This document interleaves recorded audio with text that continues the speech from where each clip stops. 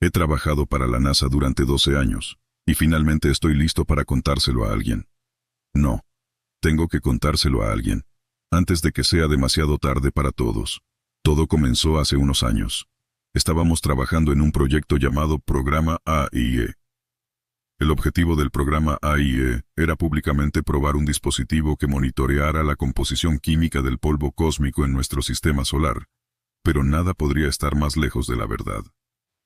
Me asignaron al equipo responsable de la experimentación. Las instrucciones que recibimos eran irrazonablemente vagas, especialmente para un proyecto tan fuertemente financiado. Todo lo que nos dijeron fue que el dispositivo estaba destinado a fomentar la comunicación interestelar. Nuestro supervisor del proyecto era un hombre llamado Dr. Adrian Melrose. Era alto y delgado, con un cabello negro tan largo y oscuro que parecía reflejar su entorno. Su rostro era demacrado y tenía profundas arrugas alrededor de la boca. Hablaba con una voz digna, y aunque me intimidaba su apariencia, no podía evitar estar impresionado por su elocuencia. Después de una breve presentación, nos presentaron el dispositivo y nos dijeron que comenzáramos la experimentación.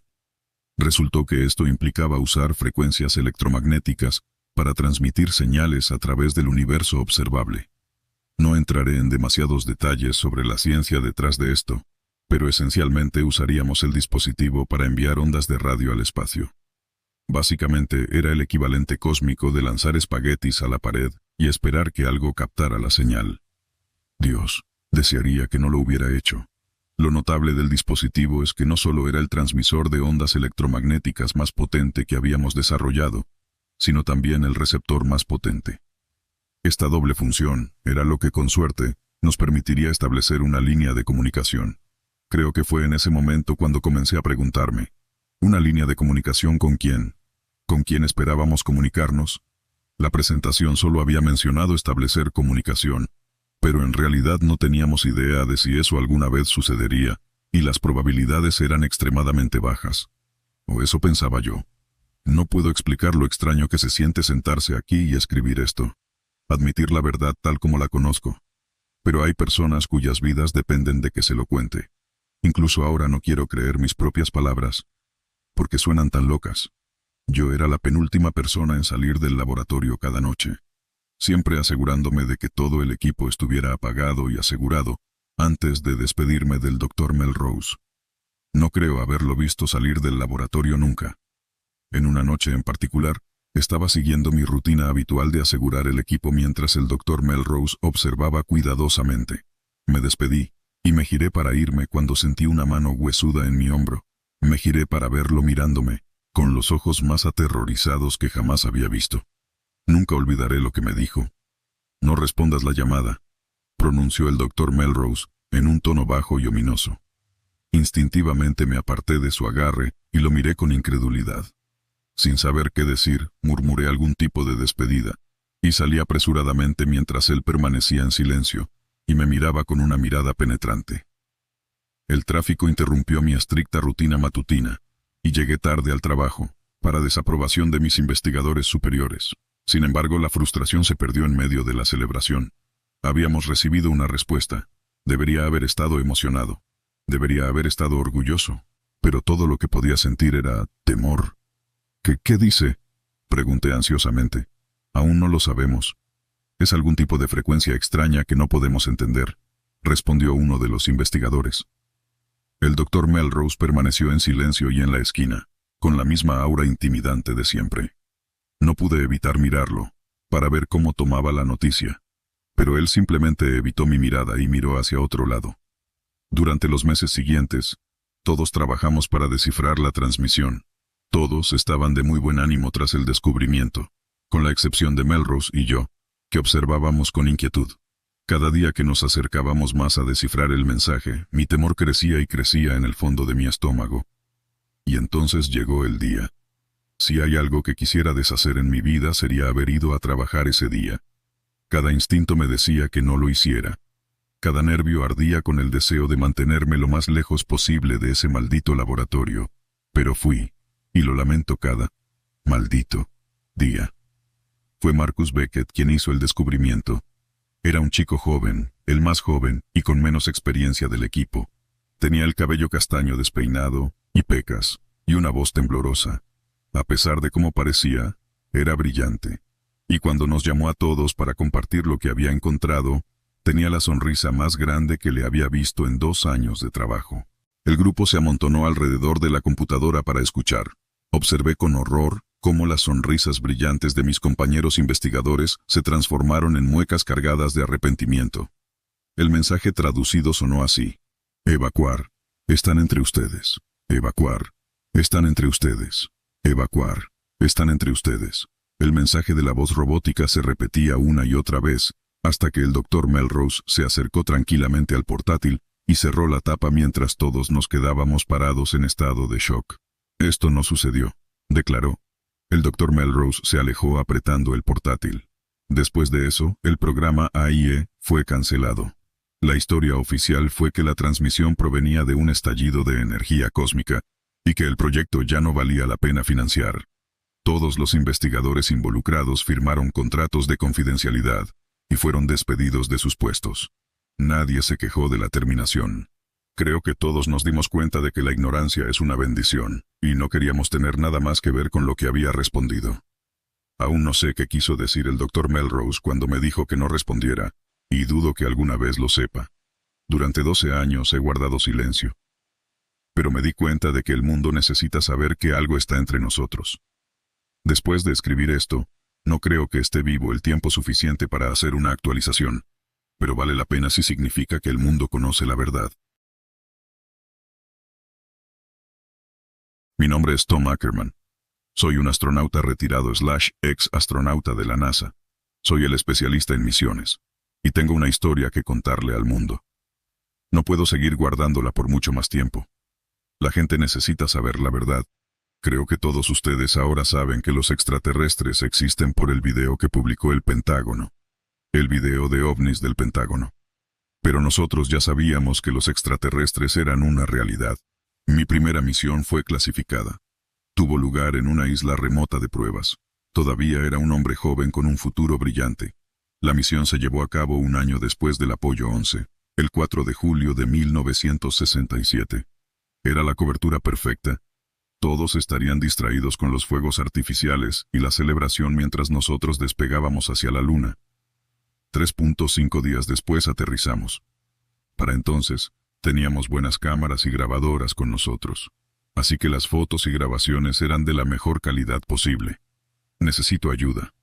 Establecimos una base utilizando suministros de cohetes robóticos, y fuimos a explorar. Usualmente solo eran paisajes aburridos. No me malinterpreten, era emocionante, pero caminar y ver las mismas cosas era aburrido.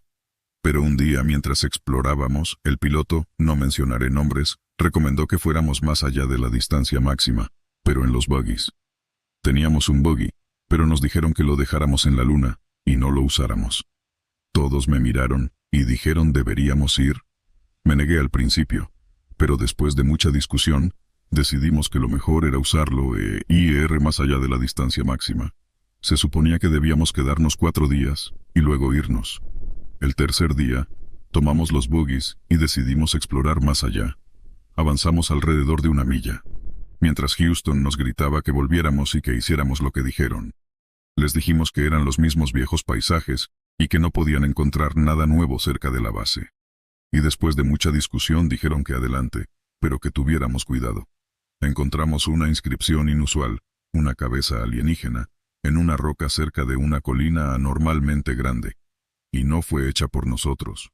Tampoco fue hecha por el Apolo 11. El piloto entonces presionó la roca, y comenzamos a escuchar un temblor. Luego, la colina anormalmente grande tuvo una apertura por la que podíamos entrar. Encontramos un templo con imágenes alienígenas en las paredes realizando algún tipo de ritual y un montón de asientos frente a un escenario. Corrimos de vuelta al buggy horrorizados por lo que habíamos visto y volvimos. Informamos a Houston y nos dijeron que guardáramos silencio sobre eso, que hablarían con nosotros cuando aterrizáramos de regreso. Al día siguiente comenzamos nuestro descenso de vuelta a la Tierra. Cuando aterrizamos, nos dijeron que firmáramos acuerdos de confidencialidad, NDA, y que si no lo hacíamos, seríamos silenciados. Todos firmamos, por miedo a perder nuestras vidas. Después de publicar esto, me iré a la clandestinidad. El gobierno vendrá por mí. Han pasado más de 10 años desde que comencé a trabajar para la NASA. Personas como Carl Sagan me han inspirado y han despertado mi interés en la astronomía, la astrofísica y la exobiología. Naturalmente, decidí seguir el camino para formar parte del equipo de la NASA. Después de años de estudio y un periodo incierto de espera, conseguí el trabajo. Luego, durante los siguientes años, trabajé duro y con pasión, sin importar si era un proyecto o simplemente trabajo de oficina. Durante ese tiempo mi mente estaba ocupada con una gran pregunta. ¿Estamos solos? ¿O existe otra vida inteligente en algún lugar ahí afuera? La respuesta a esta pregunta debería llegar antes de lo que yo, o cualquier otro miembro de mi equipo, esperaba. Estoy seguro de que muchos de ustedes han oído hablar de las señales que enviamos al espacio, la más conocida, el mensaje de Arecibo, y del disco de oro de las Voyager.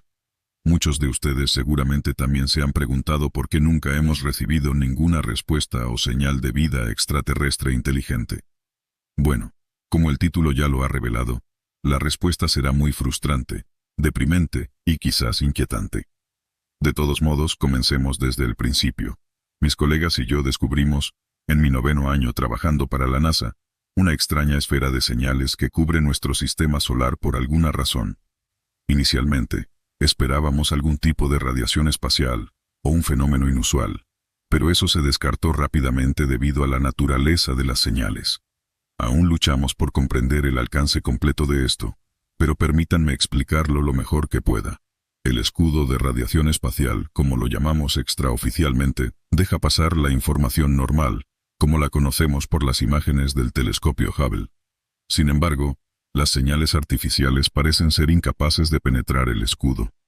Aunque la fiabilidad de tal escudo de radiación es cuestionable, y se necesita más investigación, esto es lo más cerca que hemos llegado a una respuesta real basada en nuestros datos actuales. En otras palabras, alguien, o algo, nos aisló del resto del universo. No estamos seguros de cuánto tiempo ha estado allí, ni la razón de esta medida tomada por quienquiera que lo haya hecho. Públicamente, se nos prohíbe hablar sobre esto. Después de todo, si todos supieran que estamos aislados, causaría un poco de caos y pánico en todo el mundo. Por lo tanto, una de las prioridades principales de la NASA es deshacerse del escudo en el que estamos atrapados. No sé qué consecuencias me esperan después de haber publicado esto. Tal vez sea una buena idea escribirlo de forma anónima en algún lugar para informar al menos a unas pocas personas. Por otro lado, ahora puedo haberlos maldecido con un conocimiento que quizás nunca quisieron tener en primer lugar, y con información sobre la que no pueden hacer nada. Por último, hemos observado cómo algunas estrellas se acercaban, lo que parece ilógico y nos desconcierta. De hecho, en este mismo momento se están acercando a nosotros, y esto se mantiene en secreto. Así como tantas otras observaciones aterradoras. Nuestros días están contados, y nuestros gritos no serán escuchados. Trabajo como vigilante nocturno. Operó en un edificio propiedad de una agencia gubernamental. Se especializan en ciencia e investigación relacionadas con la exploración espacial. Trabajo en el turno de noche. Esta profesión y el trabajo específico en esta ubicación han sido mi principal fuente de ingresos durante 2 años. Generalmente, no he tenido más que entusiasmo por mi trabajo. La razón por la que fui candidato es por mi experiencia como veterano de combate. Ya había demostrado que era digno de confianza para guardar secretos. Cosas vistas y oídas a las que la mayoría de la población no está expuesta no eran nada nuevo para mí. En los primeros 6 meses, recibí capacitación sobre cómo revisar cada parte importante de la sede. No podía creer la libertad de movilidad que me daban mis superiores. Me entregaron mi primera llave maestra y mi escaneo retinal estaba en su sistema. Patrullaba un edificio dividido en 4 secciones.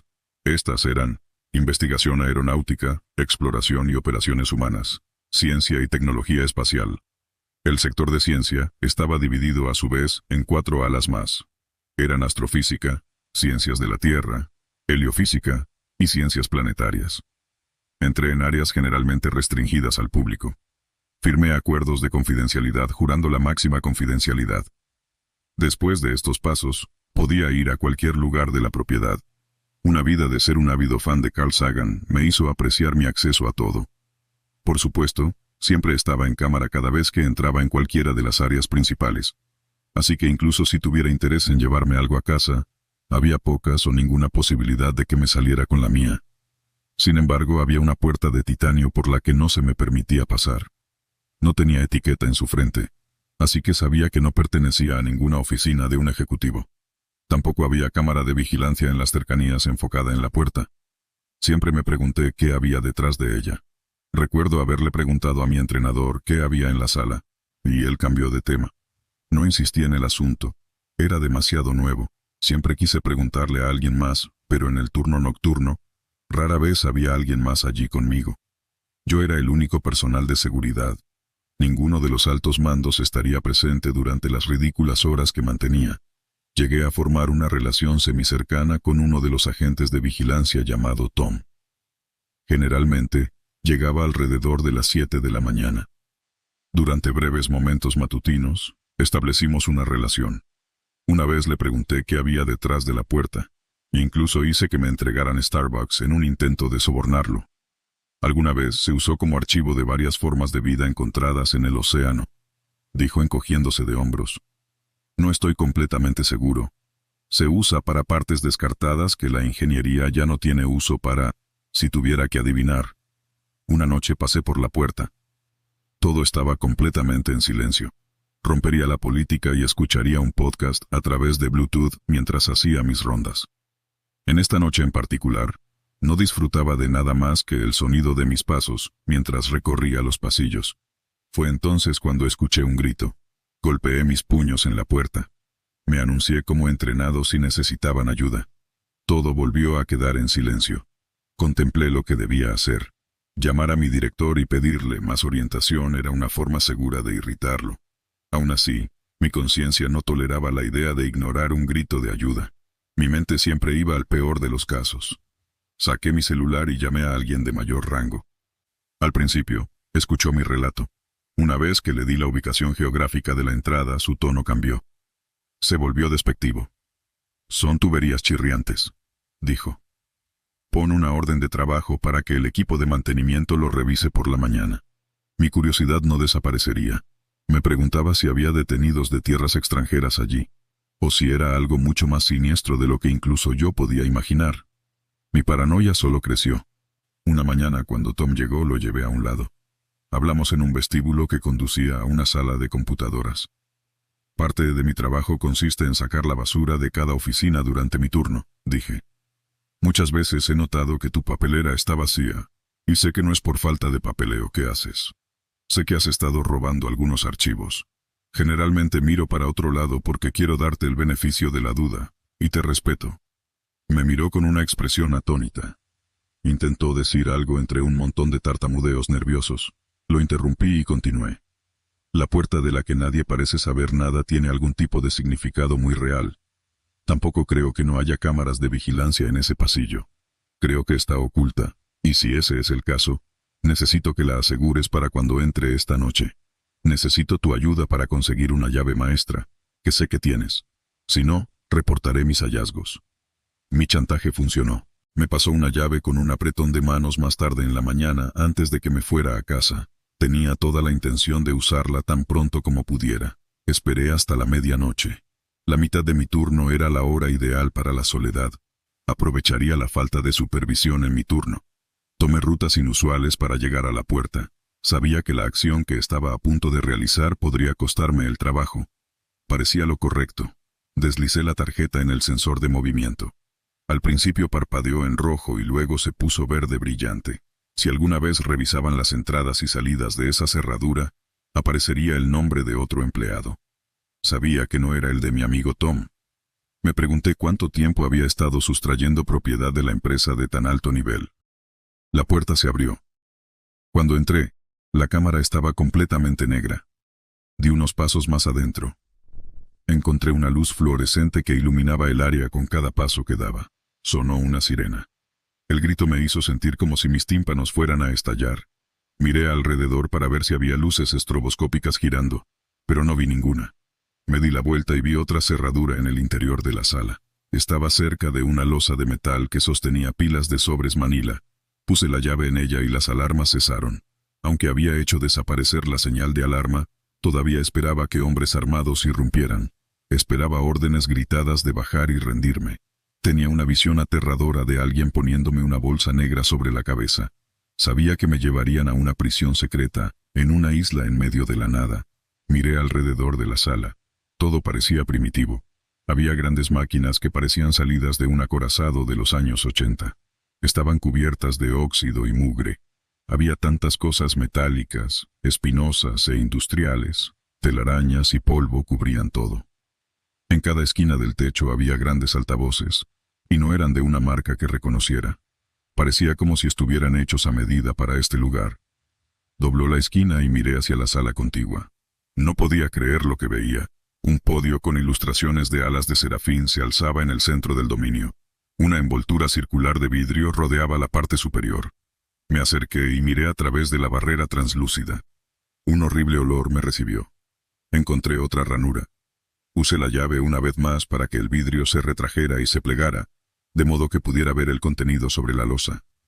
Era un grueso montón de blocs de notas amarillas. Cada página contenía trozos de texto impresos finamente en una caligrafía elegante. Comencé a leer desde el principio. Hojeé las páginas. Descubrí que el autor era un científico muy conocido con el que tenía pequeñas interacciones regularmente. En los últimos meses, comenzaba el documento, he recibido una serie de ondas sonoras acústicas. Las escalas que utilicé para rastrear sus trayectorias sonoras me dieron mediciones precisas. He determinado que provienen del asteroide Ícaro. Estas lecturas hacen que sea aún más difícil captarlas. Sus distancias erráticas e impredecibles son un desafío. Formaron sílabas reales, aunque desconocidas. Su sonido era gutural y diafragmático. Había una extraña agresividad en la proyección de las cuerdas vocales. Transcribí cada una meticulosamente. Pasé cada una por una base de datos archivada para ver si había coincidencias. Mi decisión de hacerlo fue aleatoria y experimental con las expectativas más bajas. Lo que descubrí es que formaban un lenguaje de aquí de la Tierra. Fue uno creado por los ocultistas ingleses del Renacimiento John Dee y Edward Kelly. Tragué saliva antes de continuar al siguiente párrafo. Pocas cosas me perturbaban, pero algo relacionado con lo paranormal siempre me dejaba inquieto. Las historias de jinn y fantasmas en Afganistán resonaban conmigo. También lo hacía la evidencia de maldiciones tras batallas encarnizadas que profanaban sitios sagrados. Cuando se traduce, el texto es cohesivo en su forma narrativa, sigue una estructura lineal y logra ser comprensible. Cuenta una historia muy familiar para cualquiera que haya ido a la escuela dominical. Es una historia en primera persona sobre una entidad que afirma ser un ángel caído. Las criaturas angélicas, benévolas o malévolas, terminaron exiliadas de su galaxia original. Enfatizan la pura destructividad de su poder. Comparan su nivel de amenaza con la influencia luciferina. Seguí hojeando las páginas. Había una variedad de gráficos y glifos extraños dispersos por todas partes. Bajé para abrir uno de los armarios en la parte inferior del podio y derribé todo. El cuerpo del científico yacía allí en una posición desgarbada. Sus entrañas se salían de su estómago. Las incisiones en su carne se asemejaban a alas de ángel.